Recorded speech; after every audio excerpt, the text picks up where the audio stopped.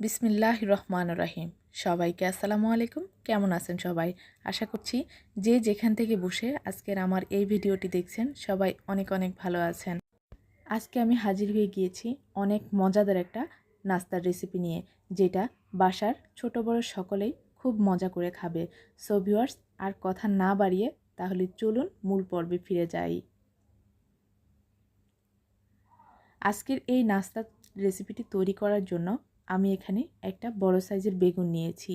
আপনারা যে কোনো ধরনের বেগুন দিয়ে নাস্তাটি তৈরি করতে পারবেন। এখন আমি বেগুনটাকে কেটে নিব। বেগুনটাকে মাঝখান দিয়ে ফালি করে 2 ভাগ করে নিব এবং দেখে নিব তাতে পোকা রয়েছে কিনা। সো এখন আমি একটা পিলারের সাহায্যে বেগুনটাকে খোসা ছাড়িয়ে নিব। আপনারা চাইলে এটা বটির সাহায্য করে নিতে পারেন। আজকের এই রেসিপিটি যদি আমার এই ভিডিওটি দেখে আপনারা স্টেপ বাই স্টেপ ফলো করে নাস্তাটি তৈরি করেন, তাহলে যে কোনো কেউ এই নাস্তাটি তৈরি করতে পারবে। এটা এতটাই সহজভাবে আমি দেখিয়েছি। আমি আশা করছি আপনাদের অনেক ভালো লাগবে এবং আপনারাও বাসায় তৈরি করতে পারবেন।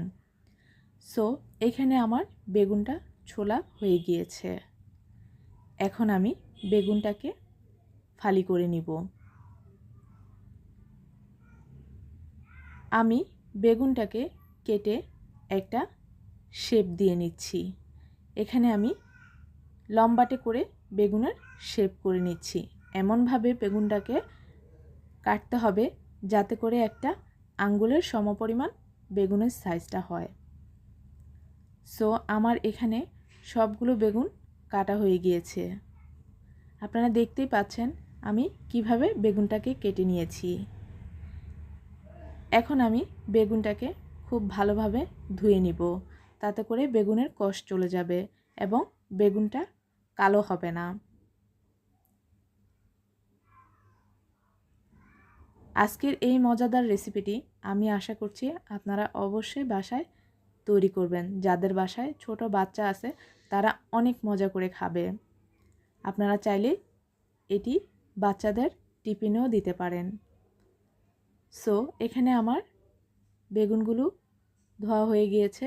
এখন আমি একটা মিক্সিং বলে একটা ডিম নিয়েছি, স্বাদমতো লবণ দিয়েছি, দিয়ে দিচ্ছি হাফ চামচ পরিমাণ আদা বাটা এবং হাফ চামচ পরিমাণ রসুন বাটা, স্বাদমতো মরিচ, হাফ চামচ পরিমাণ জিরার গুঁড়া এবং এখানে আমি নুডলসের মশলাটা ব্যবহার করেছি। আপনারা চাইলে এখানে চাট মশলাও ব্যবহার করতে পারেন, তবে চাট মশলাটা সচরাচর সবার বাসায় থাকে না। এখন আমি এতে অ্যাড করে দিয়েছি 1 চামচ পরিমাণ কর্নফ্লাওয়ার এবং হাফ কাপ পরিমাণ ময়দা। আপনারা চাইলে এখানে কর্নফ্লাওয়ারের পরিবর্তে চালের গুঁড়াও ব্যবহার করতে পারেন। ভালোভাবে মিশ্রণটাকে তৈরি করে নিব।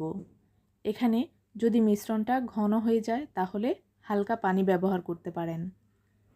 এখন আমি বেগুনগুলোর সাথে মিশ্রণটা খুব ভালোভাবে কোট করে নিব, মিশিয়ে নিব। সবগুলো বেগুন একসাথে করে মাখিয়ে নিব। সো ভিউয়ার্স, আপনারা দেখতেই পাচ্ছেন কতটুকু হয়েছে। এখন আমি এগুলোকে ব্রেড ক্রাম্বসের মধ্যে ভালোভাবে কোট করে নিব। এইভাবে একটা একটা করে খুব ভালোভাবে কোট করে নিতে হবে। আমার এখানে বেগুন কোট করা হয়ে গিয়েছে। সো আপনারা দেখতেই পাচ্ছেন আমি এখানে সবগুলো বেগুন কোট করে নিয়েছি। এখন আমি চুলায় একটা ফ্রাই প্যান বসিয়ে দিয়ে তাতে পরিমাণ মতো তেল দিয়ে দিয়েছি।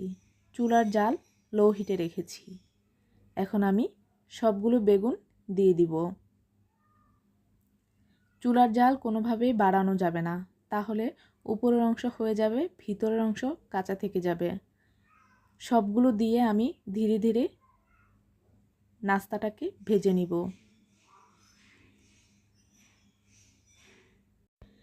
এপিট ওপিট করে ভালোভাবে নাস্তাটাকে আমি ভেজে নিব। সো ভিউয়ার্স, আপনারা দেখতেই পাচ্ছেন অনেক সুন্দর একটা কালার এসেছে এবং নাস্তাটাও আমার হয়ে গিয়েছে। এখন আমি নাস্তাটাকে তুলে নিব।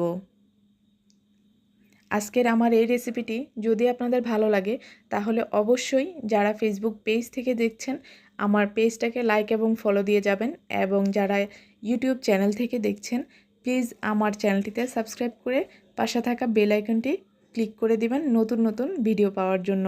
সো আমি চলে এলাম পরিবেশনে। অনেক দেখতে যেমন সুন্দর হয়েছে তেমনি খেতে অনেক মজাদার হয়েছে। সো ভিউয়ার্স, আজকে এই পর্যন্তই। সবাই ভালো থাকবেন, সুস্থ থাকবেন এবং ভিডিওটি শেয়ার করে রাখবেন আপনার পার্সোনাল প্রোফাইলে। আল্লাহ হাফেজ।